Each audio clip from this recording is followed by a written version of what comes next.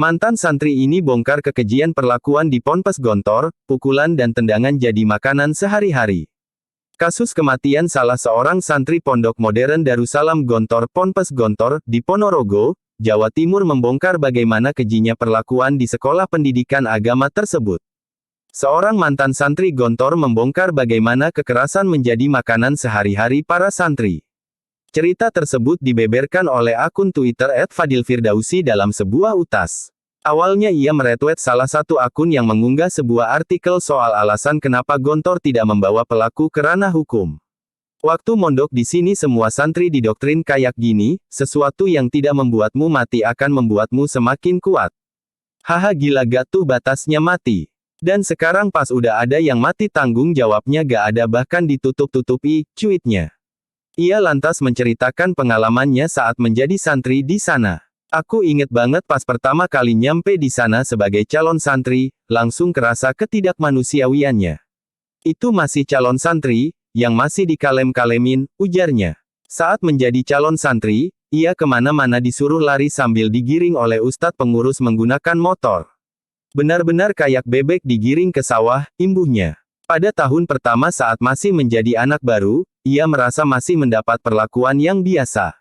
Ia biasa dihukum oleh pengurus rayon kelas 5. Meskipun begitu, perlakuan yang diterima sudah terbilang sadis.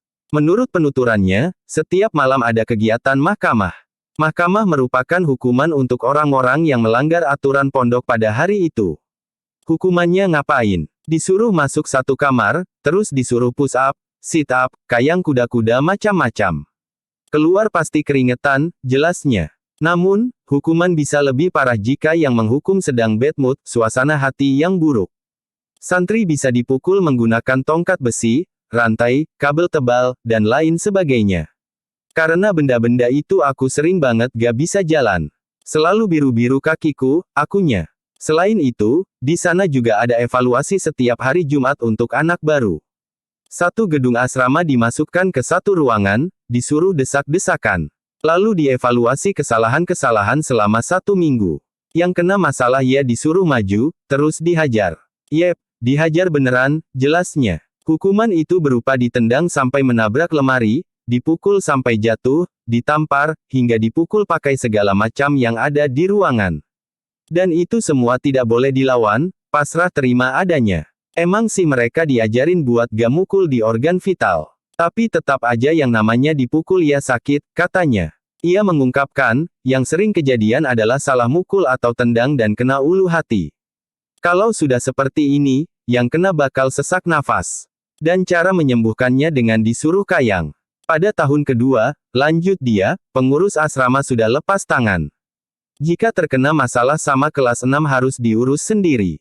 Ini lebih sadis soalnya kelas 6 punya ruangan sendiri-sendiri dan bisa seenak jidatnya di ruangan mereka. Meskipun jenis hukumannya sama, cuma lebih parah aja caranya, ujarnya. Ia mengaku pernah mendapat hukuman yang tak wajar saat menjabat sebagai sekretaris. Pernah jam 12 malam disuruh ke rooftop karena saat itu aku belum menyelesaikan laporan pertanggungjawaban IP kegiatan, tulisnya. Di sana ia dihajar habis-habisan. Mulai menggunakan tongkat pramuka, rantai kecil, rantai besar, kabel segala ukuran, hingga kawat. Ia pun mengaku sempat tidak bisa berjalan karena perlakuan tersebut. Selain itu, santri di sana juga sering mendapat hukuman harian seperti disuruh push up di lapangan yang panas, lari tanpa alas kaki, squat jam, guling-guling, dan masih banyak yang lainnya. Itu terjadi bila berurusan dengan anak kelas 6. Ada kejadian anak disuruh squat jam ratusan kali terus gegara itu dia lumpuh, ujarnya. Masih ada banyak perlakuan yang tidak manusiawi yang ia ceritakan. Menurutnya, tamparan, pukulan, tendangan sudah menjadi makanan sehari-hari para santri. Ia pun mengungkapkan alasan kenapa ia keluar dari pondok. Bukan perkara kekerasan, namun ia keluar karena tidak sependapat dengan prinsip-prinsip dari pondok. Jadi meskipun udah biasa dengan kekerasan itu ya aku tetap menolak itu untuk dibenarkan, ujarnya. Selain itu juga ada doktrin jika kehidupan di luar pondok sudah kacau balau. Para santri pun diminta untuk bersyukur karena berada di dalam pondok. Klik subscribe dan follow.